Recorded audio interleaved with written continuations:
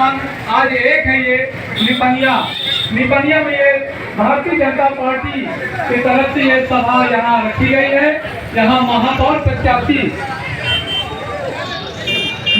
प्रत्याशी हमारे सुबोध बयान जी और जहाँ भी ये पूर्णिया राजी मोहम्मद मुस्लिम सोनू साहब के तत्वाधान में ये प्रोग्राम का आयोजन किया गया है।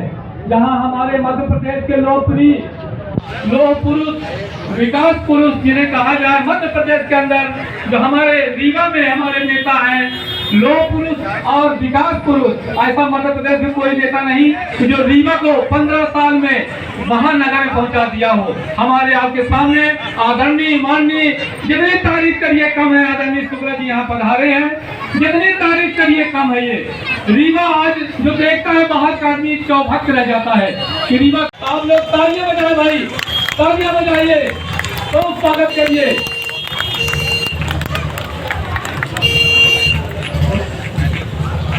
पर से स्वागत करेंगे।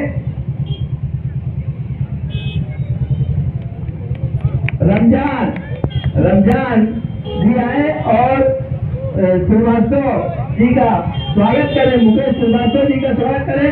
तालियां बजती रहे भाई साहब, तालियां बजती रहे।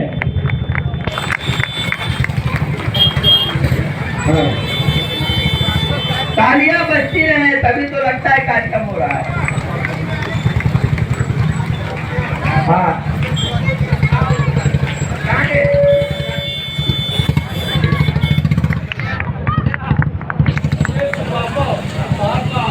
मुस्लिम सोनू साहब की जानिब से साथ से इस्तकबाल किया जा रहा है। गुलाब खान जिला अध्यक्ष भारतीय जनता पार्टी के आए मंत्री जी का करें। ब्रिजेश पांडे जी मंत्री महोदय का इस्तकबाल करें। गुलाब खान साहब मंत्री महोदय का इस्तकबाल करें। पवन तिवारी साहब संयोजक भारतीय जनता पार्टी आए मंत्री महोदय का इस्तकबाल करें।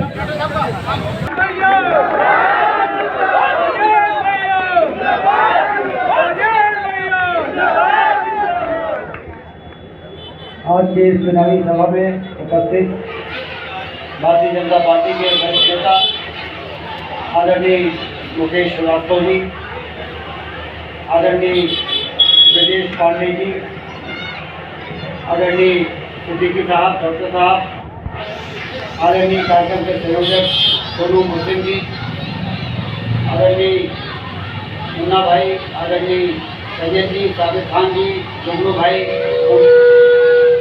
वार्ड 1 की हमारी पार्षद के प्रत्याशी पूर्णिमा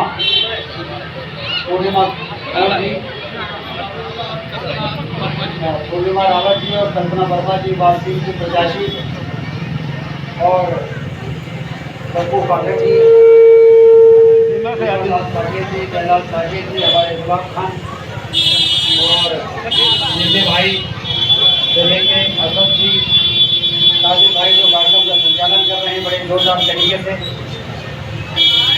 ये माइक खराब हुआ जब मुकेश जी और ब्रिजेश जी बोल रहे थे, अचानक साजिद भाई पता नहीं क्या कर दिया, फिर से माइक सही हो गया।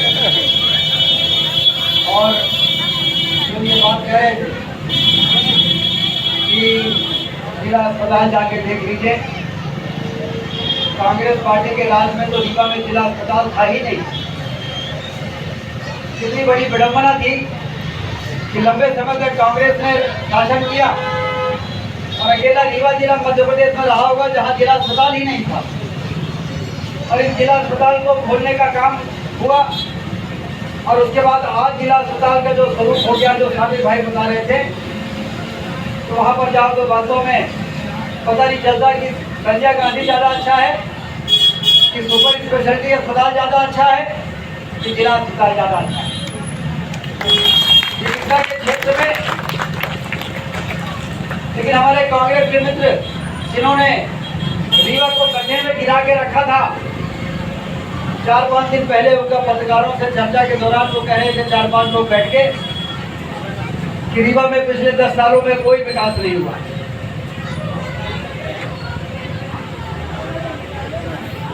साबिर भाई कहते हैं कि जिला अस्पताल ऐसा हो गया, निपनिया पुल ऐसा हो गया। सतना और सिंगरौली के और मुख्यमंत्री कहते हैं कि रीवा में 4 फ्लाईओवर बन गए जो मध्य प्रदेश में किसी शहर में नहीं है। सुपर स्पेशलिटी अस्पताल रीवा में बन गया, बाईपास बन गया, रिंग रोड बन गई, हमारा कलेक्ट्रेट कैसा हो गया देख लो जाके, ऑडिटोरियम बन गया, टाइगर सफारी आ गया, सोलर प्लांट आ गया। ये सबको दिखाई दे रहा है, लेकिन हमारे कांग्रेस के मित्रों को दिखाई नहीं दे रहा, अंधों को भी दिखाई दे रहा है। इसका क्या मतलब है? इसका मतलब है कि कांग्रेस के लोगों का विकास से कोई लेना देना नहीं, उनको ना तो विकास करना आता है और ना विकास करना वो चाहते हैं।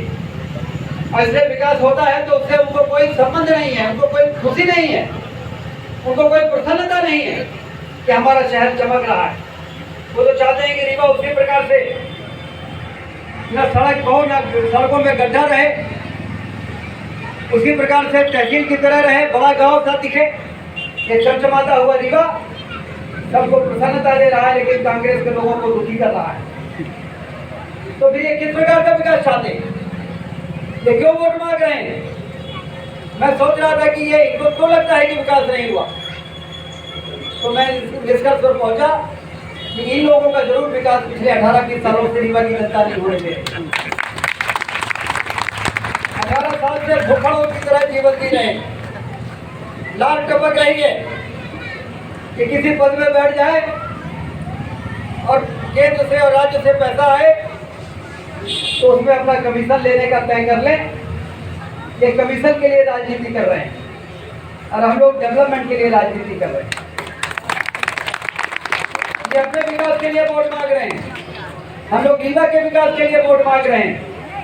कितना बड़ा साफ अंतर है। इनको सत्ता के पास फटकने नहीं देना है, क्योंकि बड़े मुश्किल से गाड़ी गड्ढे से निकाल के विकास के पटरी पर रखने में हम लोग कामयाब हुए। बहुत बड़ी क्रेन बुलानी पड़ी थी हमको गड्ढे से निकालने के लिए, बहुत भारी क्रेन, और वो क्रेन थी आप लोगों के समर्थन की क्रेन। आप लोगों ने ऐसा समर्थन दिया तो उस समर्थन से हमको ताकत मिली और हमने गड्ढे में पड़े हुए रीवा के विकास को निकाल के विकास की पटरी पर रखने में सफलता पाई। हम लाए हैं तूफान से कश्ती निकाल के, और इस रीवा को रखना मेरे बंधुओं संभाल के। इस रीवा को ये रीवा के विकास, ये आने वाले बच्चों को, भविष्य को बनाने वाला विकास हो रहा है। हम रीवा के बच्चों को रीवा में ही व्यापार के बढ़ने के दम पर रीवा में ही पर्याप्त रोजगार देना चाहते हैं। इसके लिए व्यापार को बढ़ाना जरूरी है। व्यापार तो बढ़ेगा जब अच्छी सड़कें रहेंगी, बाईपास रहेगा, रिंग रोड रहेगा। रीवा का बाईपास ये नहीं बना पा रहे थे। रीवा शहर से 3-4 हजार ट्रक रीवा को रोकते हुए रोज निकला करते थे, और जिस सड़क से निकलते थे उसमें इतने गड्ढे रहते थे कि ट्रक निकलते थे तो पूरा वातावरण धूल के गुब्बारे से भर जाता, गुब्बार से भर जाता। एक्सीडेंट हो रहे हैं, जनता का जीना मुश्किल हो गया था, हराम हो गया था। लेकिन हमने तो बाईपास भी बना दिया, हमने रतारा से सिलपरा रिंग रोड बना दिया, और सिलपरा से बेला रिंग रोड बना रहे हैं जो आपके मधुराई से जा रही है, आगे से जा रही है। अब हमारे इस इलाके के लोग यदि जबलपुर जाना चाहेंगे तो इधर नहीं जाएंगे, इधर रिंग रोड पकड़ के और सीधे बेला निकल के जबलपुर सदरा निकल जाया करेंगे। तो तरफा विकास होगा रीवा का, योजनाबद्ध तरीके से हम लोग आगे बढ़ रहे हैं।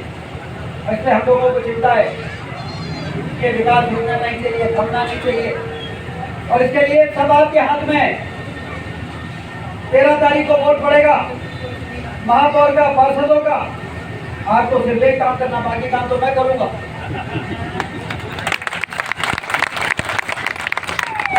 बाकी फिर बाद में आपको हम नहीं कहेंगे कि आप काम करिए, हम तो कहेंगे कि बस आप जब निपनिया पुल का भूमि पूजन हो तो आ जाइए, और जब निपनिया का लोकार्पण हो तो आ जाइए, आनंद उठाइए।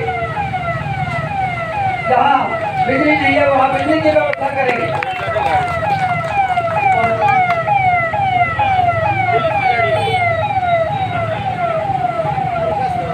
पेट्रोलिंग हो रही क्या? एक ही गाड़ी भैया, एक ही गाड़ी। तो 13 तारीख को जो चुनाव हो रहा है, माताओं बहनों, सिर्फ बड़े बड़े विकास हमने नहीं किए, सिर्फ अस्पताल बनाए, सिर्फ पुलिया बनाई, सिर्फ रोड बनाई, सिर्फ इतना काम नहीं किया। ये रिवर फ्रंट भी बन रहा है। ये रिवर फ्रंट बन रहा था और नियम क्या था कि 50 मीटर की दूरी पर जितने भी मकान होंगे वो मकान अवैध माने जाएंगे और वहाँ पर पेड़ पौधे लगाने के लिए ही अनुमति दी जाएगी। तो हमसे प्रशासन ने कहा कि हमें तो 15 मीटर ही बनाना है, तो जो 15 मीटर के अंदर जितनी ज़मीन है उनको लिखवा लेंगे कि 15 मीटर में रिवर फ्रंट बनाया जाए।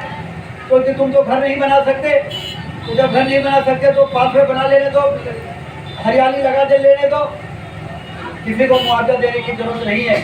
तो मैंने कहा ठीक है, नियम है तो कर लो। फिर एक दिन हम सुबह घूमने आए, विक्रमपुर से लेके और निपनिया पुल तक आए, तो हमने देखा कि छोटे छोटे लोग, गरीब लोग, कोई 40 बाई 50 का प्लाट, कोई 30 बाई 30 का प्लाट। हमने कहा 15 मीटर में तो इनका सब सर्वर तो चला जाएगा, ये तो बेचारे कहीं भी नहीं रहेंगे। तो हमने कलेक्टर से कहा कि ऐसे जमीन की नहीं लेंगे, उनको मुआवजा देंगे, ऐसा बनाओ, कितना पैसा लगेगा। अगर हिसाब लगाया तो कहीं 37 करोड़ रुपया लगेगा। तो हमने कहा रीवा के गरीब लोगों के लिए 37 करोड़ नहीं 100 करोड़ भी लगेगा, तो मुआवजा ले आके इनको पैसा देंगे।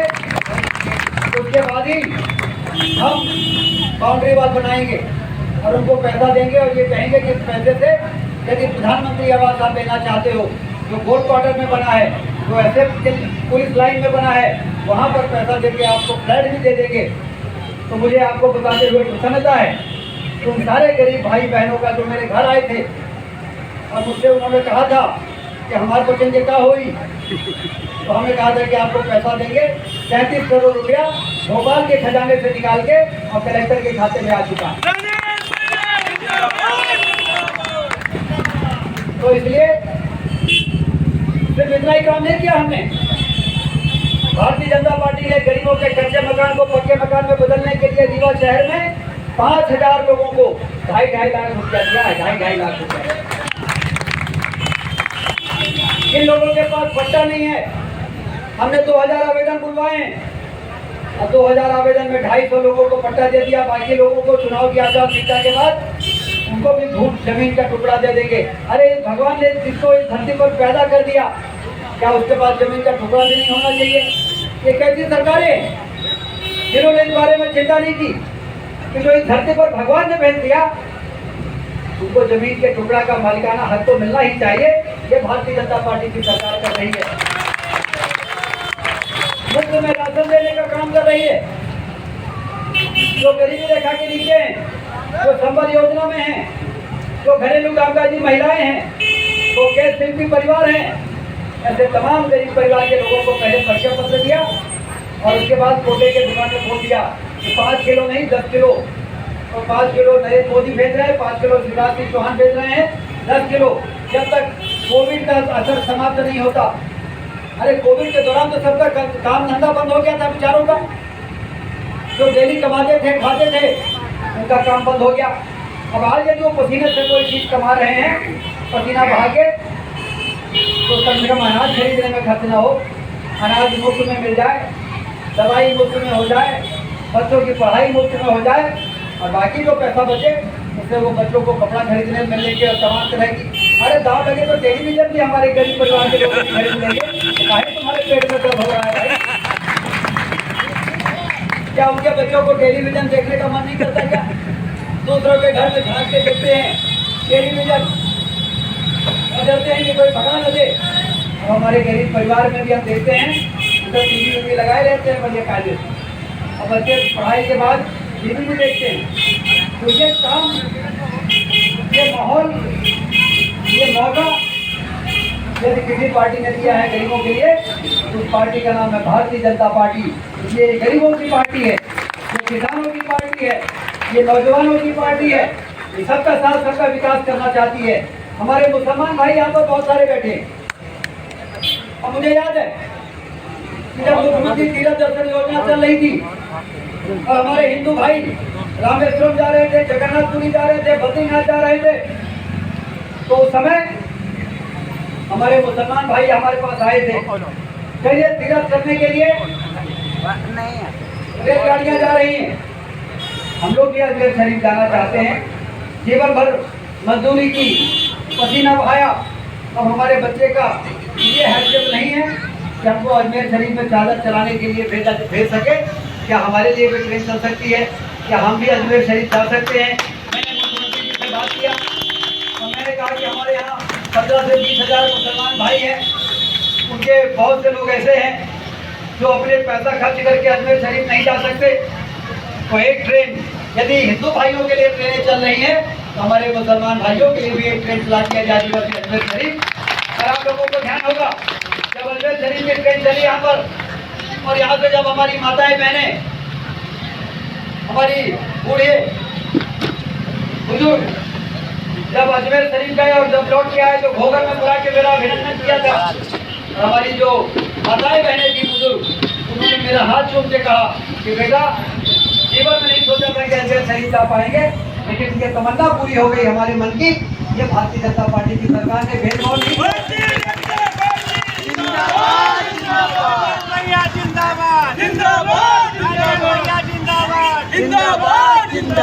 मुसलमानों के प्रति हवा के मन में हवा खड़ा कर देना भारतीय जनता पार्टी का, मुसलमान भाइयों की वोट को लेके और उनकी तरक्की के लिए ना सोचना, उनके रोजगार के बारे में ना सोचना।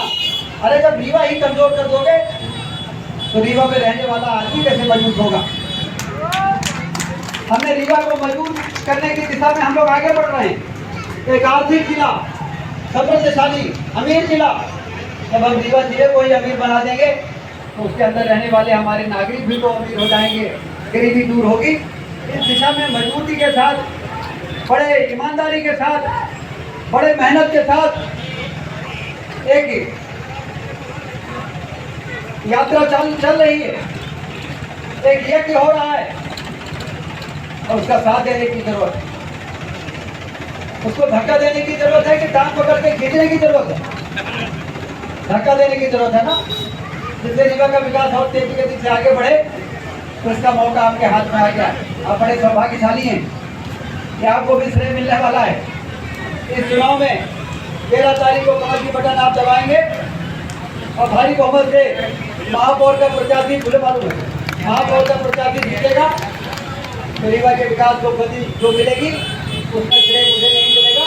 वास्तव में उस विकास की गति को जो गति मिलने वाली है उसमें श्रेय आप लोगों को मिलेगा, क्योंकि आपने कमल की बटन दबा के भाजपा को मजबूत किया।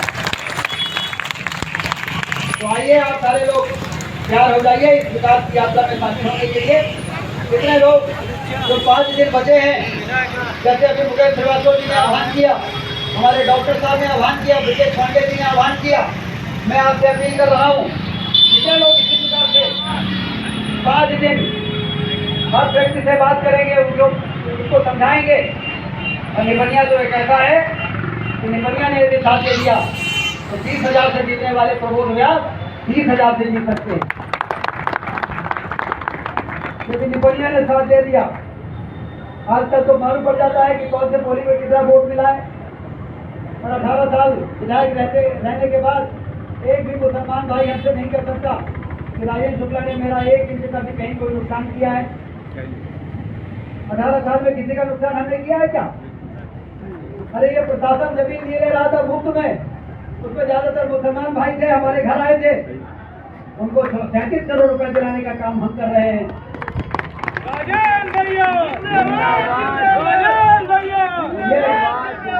ये रिवर फ्रंट में ईदगाह को शिफ्ट करने की बात आई 15 मीटर, और हमने कहा कि ईदगाह को अंदर कर दीजिए, 15 मीटर छोड़ दीजिए, और जितनी जमीन जाएगी उतना बगल में जमीन देके हम बाउंड्री वॉल बना के आपका परिसर तैयार कर देंगे।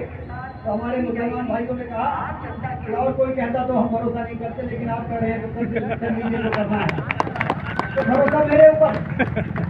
तो कह रहे थे कोई कांग्रेस का नेता भी कहता तो हम नहीं मानते, एक ही जमीन नहीं छोड़ते।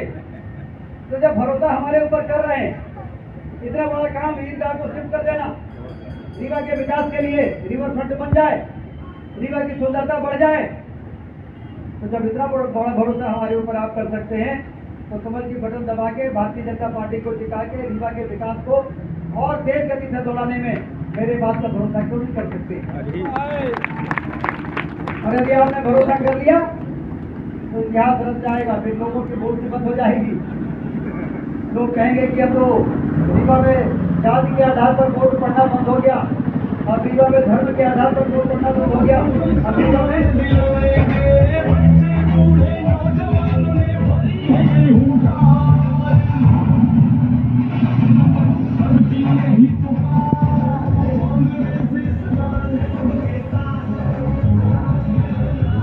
में जाति के आधार पर और धर्म के आधार पर वोट पड़ना शुरू हो गया। लोग कहेंगे कि अब रीवा में सिर्फ विकास के आधार पर वोट पड़ना शुरू हो गया है। ये बहुत बड़ी ताकत हमारी बनेगी, बहुत बड़ी उपलब्धि बनेगी और ये हर वर्ग, हर समाज, हर धर्म के लोगों का कल्याण करेगी, सभी के बच्चों का उद्धार करेगी। तो आइए इस चुनाव में भारतीय जनता पार्टी को जिताने के लिए, कमल की बटन दबाने के लिए आने वाले 3-4 दिनों में सारे लोग अपना अपना समय निकाल के लोगों को से बात करें, लोगों को प्रेरित करें, लोगों को समझाएं, जो नहीं समझा उसको समझा के और अपना अपना समय दें। इसके लिए सारे लोगों का मैं आह्वान करता हूं। सारे लोग तैयार हैं क्या? सारे लोग अपना समय देंगे? ये रीवा के विकास के लिए है, रीवा के भविष्य के लिए है और इसके लिए जो लोग समय देने के लिए तैयार हैं वो मेरे साथ दोनों हाथ ऊपर उठाकर एक बार मेरे साथ जोर से बोलिए, भारत माता की, भारत माता की। अभी आवाज तेज नहीं, और तेजी से, भारत माता की। बहुत बहुत धन्यवाद।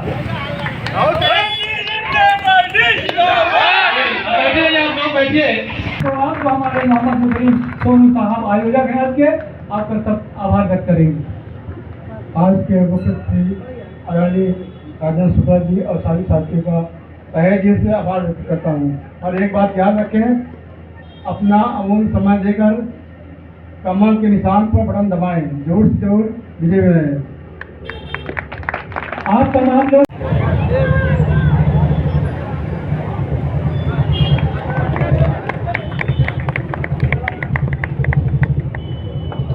हमारे वसीम खान साहब आइए, वसीम खान साहब आइए।